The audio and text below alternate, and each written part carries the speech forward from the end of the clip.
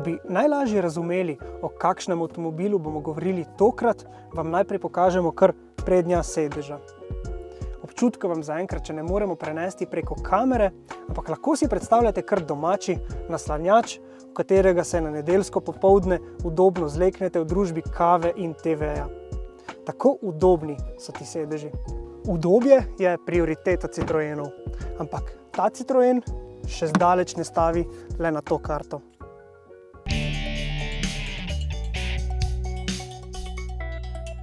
A še preden preverimo, katere adute skriva v rokavu ta avto, pa tudi vi preverite, če ste že naročeni na naš kanal.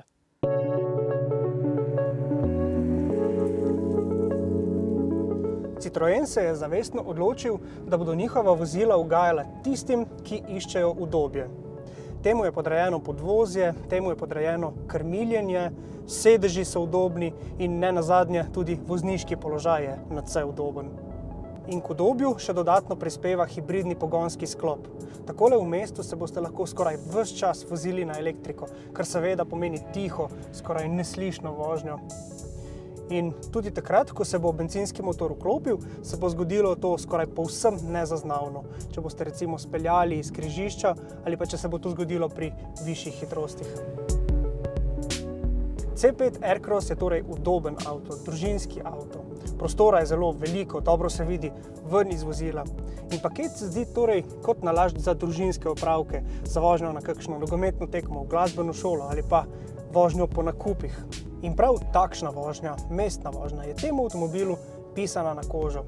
Podvozje recimo odlično blaži kakšne hitrostne ovire in tudi speljevanja so po zaslugi električne pomoči zelo gladka. In ta avto je pripravljen tudi na električno prihodnost, ko bo verjetno v središča mest dovoljeno voziti le popolnoma električnim avtomobilom. Tukaj imamo način eSafe, na katerem lahko nastavimo, da si želimo vso električno energijo privarčevati za kasneje.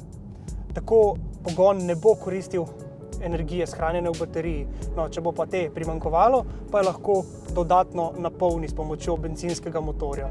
No, je pa treba seveda vedeti, da bo pri takšnem početju poraba seveda močno poskočila.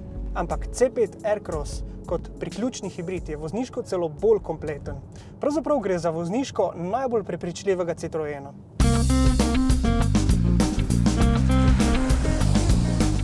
Ko prestavimo v način Sport, takrat elektronskim možganom hibridnega sklopa sporočimo, da želimo kar najbolj odzivno delovanje bencinskega in električnega motorja.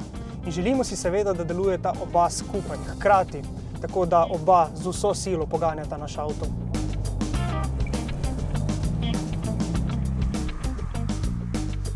Skupno imamo na voljo 165 kW in 320 Nm navora, kar je dovolj, da se do 100 km/h poženemo v manj kot 9 sekundah. No in v vozniškem jeziku, v jeziku prakse, to pomeni, da imamo opravka z nadpovprečno hitrim družinskim avtomobilom. Moč se prenaša izključno na prednji kolesni par, kajti štirikolesni pogon pri tem avtomobilu ni na voljo. In to v praksi pomeni, da moramo biti s stopalko za plin včasih kar malo previdni, sploh na kakšni spolzki podlagi se prednji kolesi radi zavrtita v prazno. Za prenos moči pa skrbi 8-stopenjski samodejni menjalnik. No in pri dinamični vožnji lahko prestavljamo tudi s tema obvolanskima ročicama. No, tukaj imamo tudi način B, ki pomeni enako kot pri električnem vozilu, da avto takoj, ko spustimo stopalko za pospeševanje, sproži blag pojemek oziroma rahlo močnejšo rekuperacijo. Za boljšo vozno izkušnjo so pri Citroenu poskrbeli še z nekaj izboljšavami podvozja.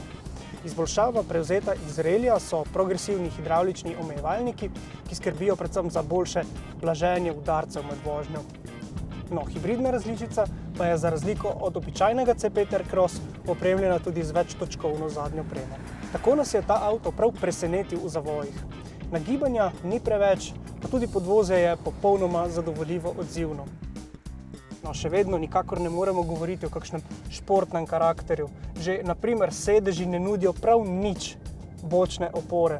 No, kljub temu pa lahko govorimo o dobrem kompromisu oziroma tem, da vozne lastnosti ne morejo ravno odvrniti od nakupa tega avtomobila, tudi tiste, ki si želijo nekoliko bolj dinamičen karakter.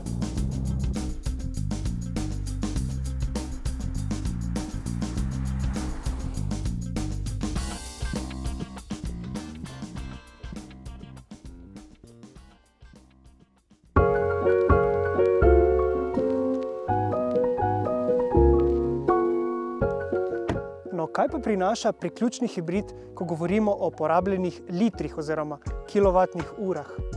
No, da bi lahko bil priključno hibridni pogon smiselen, moramo najprej izpolnjevati dva pogoja. Prvič, avto bo treba vsako noč redno polniti. In drugič, naše vozniške navade v kar največji meri ne smejo presegati dnevne kilometrine, ki jo lahko prevozimo zgolj na elektriko. Kapaciteta baterije znaša 13,2 kWh, kar pomeni, da boste lahko baterijo napolnili čez noč ali pa za čas delovnika kar na domači vtičnici. No, na domači polnilnici bo medtem šlo v približno 2 urah. In s to zalogo energije boste lahko v povprečju prevozili približno 35 km, brez da bi vklopili bencinski motor.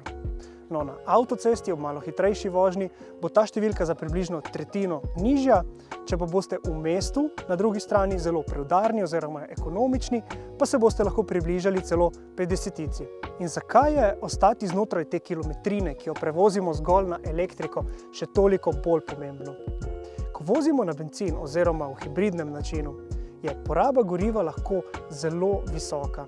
Govorimo o tem, da se že približamo počasi 9 litrom, sploh na kakšni regionalki, ko vozimo morda nekoliko bolj dinamično ali pa pri nekoliko hitrejši vožnji na avtocesti.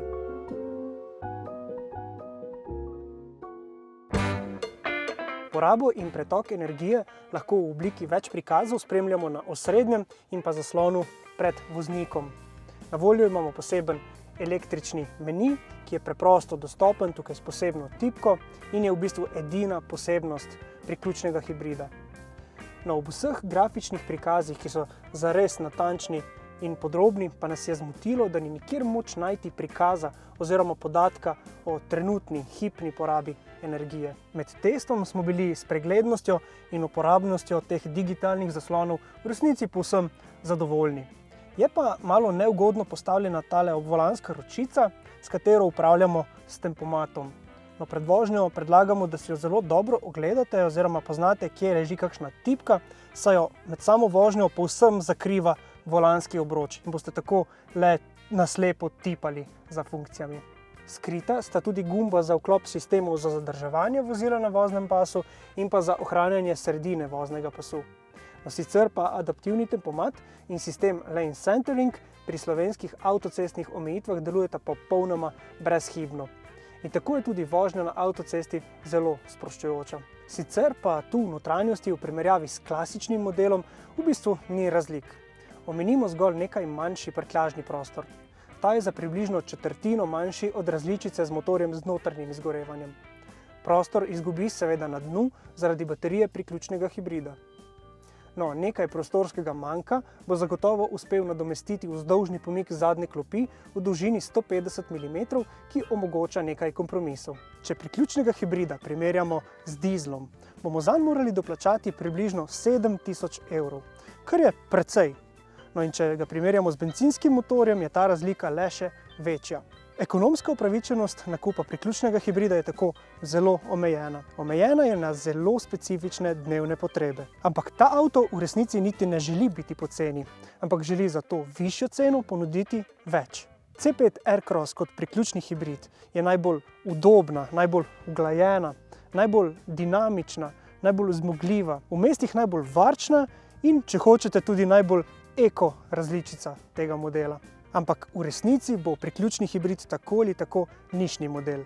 Da bi ga lahko splošno priporočili, je tu vseeno preveč čejev, ki so povezani z vozniškimi navadami in potrebami. Vprašajmo se, koliko kilometrov prevozimo na dan, bo avto zaseben ali služben, imamo doma dvorišče ali skupno parkirišče pred blokom, imamo morda domačo polnilnico in koliko voženj bomo opravili popoldne.